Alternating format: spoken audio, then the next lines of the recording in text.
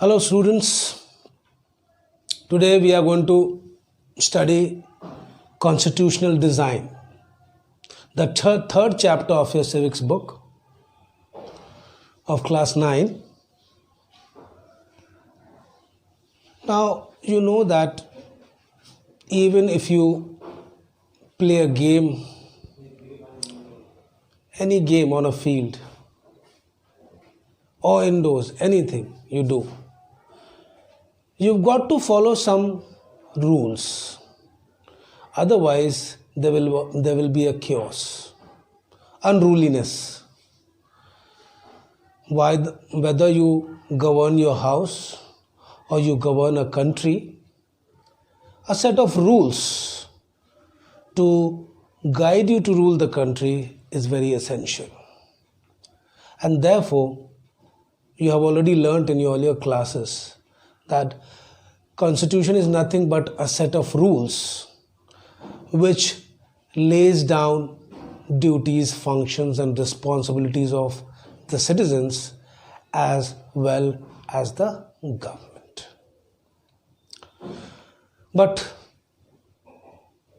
it's not easy to form a constitution. So in this chapter, we are going to talk about how a constitution is designed, whether we can make changes in it later on or not, as the situation demands. So let's begin with the chapter. We noted in the previous chapter that in a democracy, the rulers are not free to do what they like. There are certain basic rules that the citizens and the government have to follow. All such rules together are called constitution. I hope I'm clear. Now, in this chapter, we ask some basic questions about the constitutional design of a democracy. Why do we need a constitution? I've already explained it to you why we need a constitution. How are the constitution drawn up? Who designs them? And in what way? What are the values that shape the constitution in a democratic states? Once a constitution is accepted, can we make changes in as required by the changing conditions?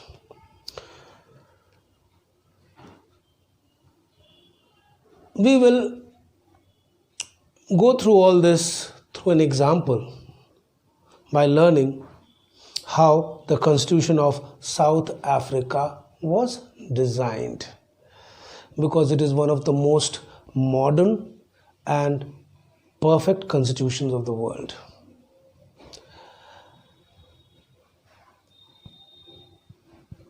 So we start with the heading, the Democratic Constitution in South Africa.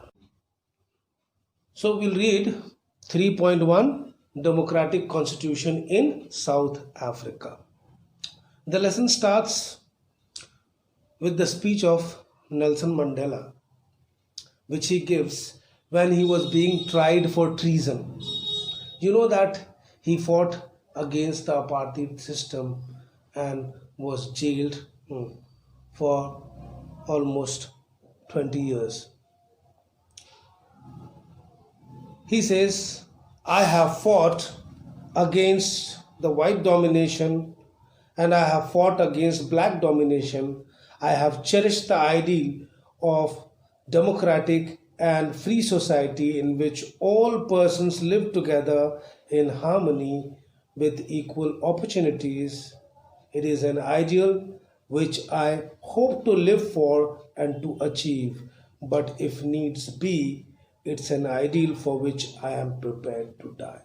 So you can understand, children, that why is democracy and our own constitution or a country's constitution is important. A democracy means a place where everyone is treated equally, they have equal rights, and all can live with dignity. This is what Nelson Mandela says, that he had cherished the idea throughout his life that one day his country would have equality in all aspects of life. This was Nelson Mandela being tried for treason by the white South African government. He had seven other leaders, he and seven other leaders were sentenced to life imprisonment in 1964 for daring to oppose the apartheid regime in his country. He spent the next 28 years in South Africa's most dreaded prison, Robben Island. So, remember I said that he spent almost 30 years in jail. Okay, means here to be precise, 28 years. And why? Because he was fighting against the discrimination against the native black people of South Africa. Now we will read about the struggle against apartheid system. Apartheid was the name of a system of racial discrimination unique to South Africa. Yes, it was never found at that time, such discrimination was never found in any other parts of the world. Discrimination on the basis of your skin hue, skin color. The white Europeans imposed this system on South Africa during the 17th and 18th centuries. The trading companies from Europe occupied it with arms and force in the way they occupied India. But unlike India, a large number of whites had settled in South Africa and became the local rulers. The system of apartheid divided the people and labeled them on the basis of their skin color. So I've told you, as I've told you already, that the people who actually belonged to that place were treated as subhumans. They were not given equal rights. They were not allowed to go at various public places where the whites used to go. Their schools were different, cinema halls were different, the swimming pools were different. Any other place of recreation were different, means black people were not allowed to go there. You can understand how terrible it would have been for them.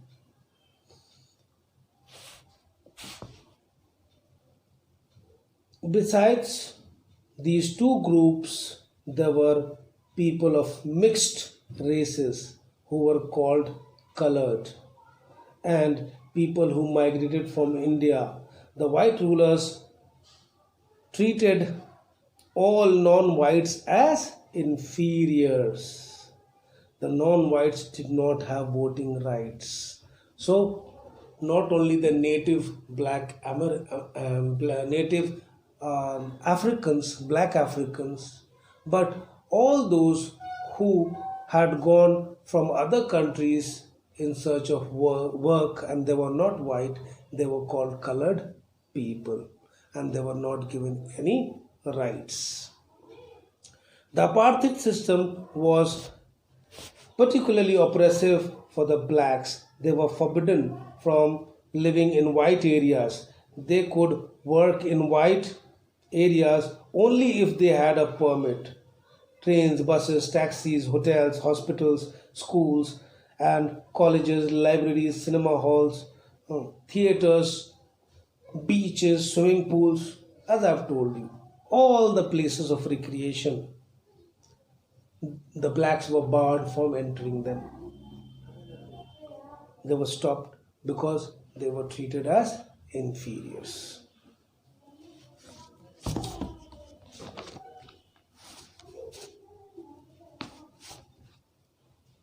Since 19 since 1950, the blacks, colored, and Indian fought against the apartheid system. They launched protest marches and strikes. The African National Congress was the umbrella organization, means main organization that led the struggle against the policies of segregation. Segregation means separation. A policy of separating one from the other. This included many workers, unions, and Communist Party. Many sensitive whites also joined the African National Congress to oppose apartheid and played a leading role in this struggle. Several countries denounced apartheid as unjust and racist. So, you see how the struggle began against this terrible system of discrimination, the apartheid system. And there was this political party, African National Congress, which gathered all the people, gathered support, and they started their struggle by protesting and marching on the streets. And one more thing, this sort of discrimination wasn't liked by any country in the world. All of them said that this was unjust and racist towards a new constitution.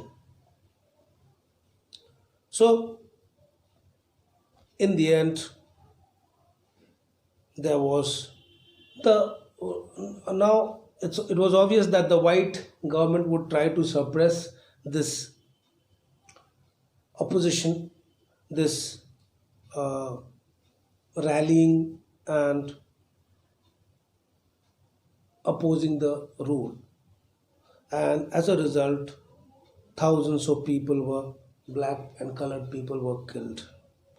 But in the end, truth had to prevail, and therefore the whites agreed to give them democracy.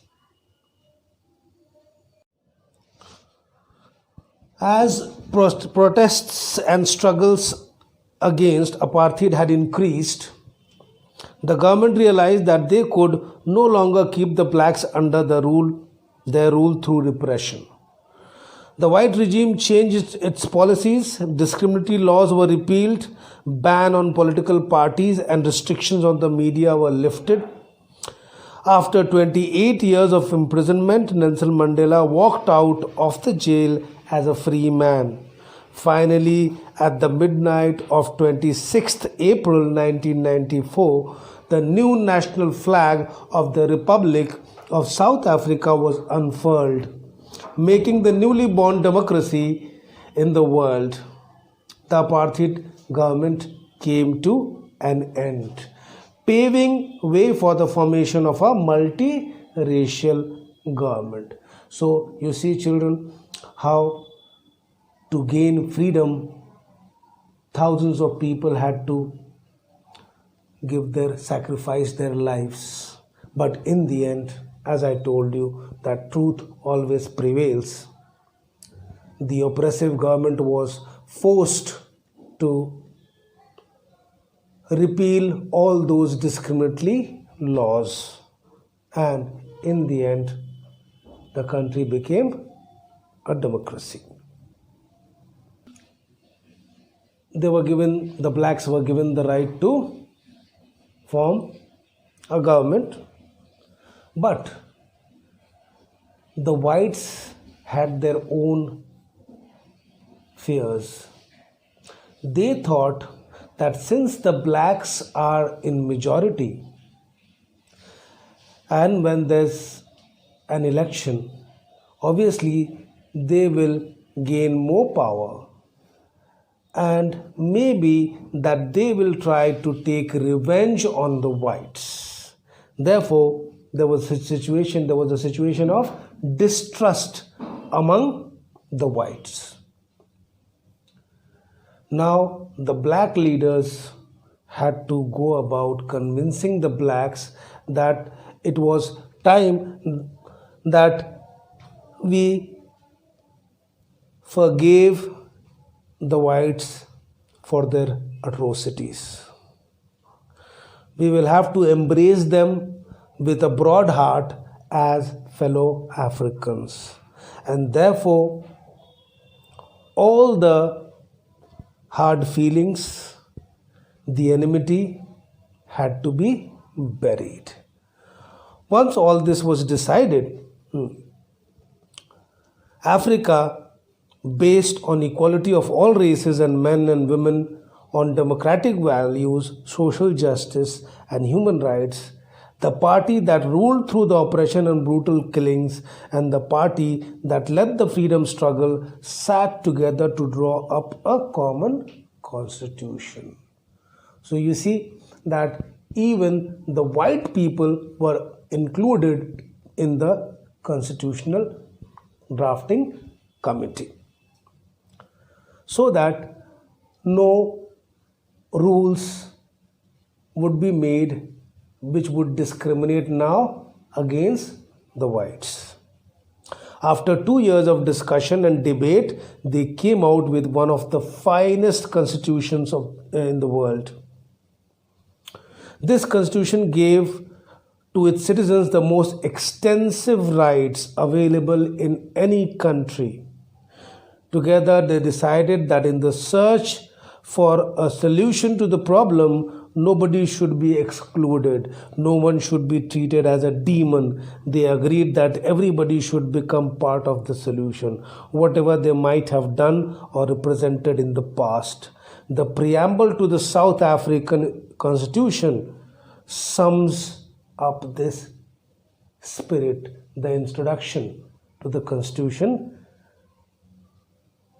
says all this, that all will be given the equal opportunity. Nobody will be considered as oppressor or the oppressed. Now all the citizens were equal. The South African Constitution inspires democrats all over the world, a state denounced by the entire world till recently as the most undemocratic one is now seen as a model of democracy. What made this change possible was the determination of the people of South Africa to work together, to transform bitter experiences into the binding glue of a rainbow nation. Speaking on the South African Constitution, Mandela says, "The Constitution of South Africa speaks of both the past and the future. On the one hand, it is a solemn pact in which we, as South Africans, declare to one another that we shall never permit a repetition of our racist, brutal, and repressive past. But it is more than that. It is also a charter for the transformation of our country into one which is truly shared by all its people, a country which in the fullest sense belongs to all of us, black and white, women and men." So you see, children, it is not possible to reach a peaceful solution unless both the parties agree to live in peace and in harmony in future. When they promise that they will not deny anyone their rights, then only it is possible. And therefore, when the whites and the blacks buried their hatchet, then only it was possible to draw up such a wonderful constitution which has become a model all over the world. In the next video, we will read about why do we need a constitution.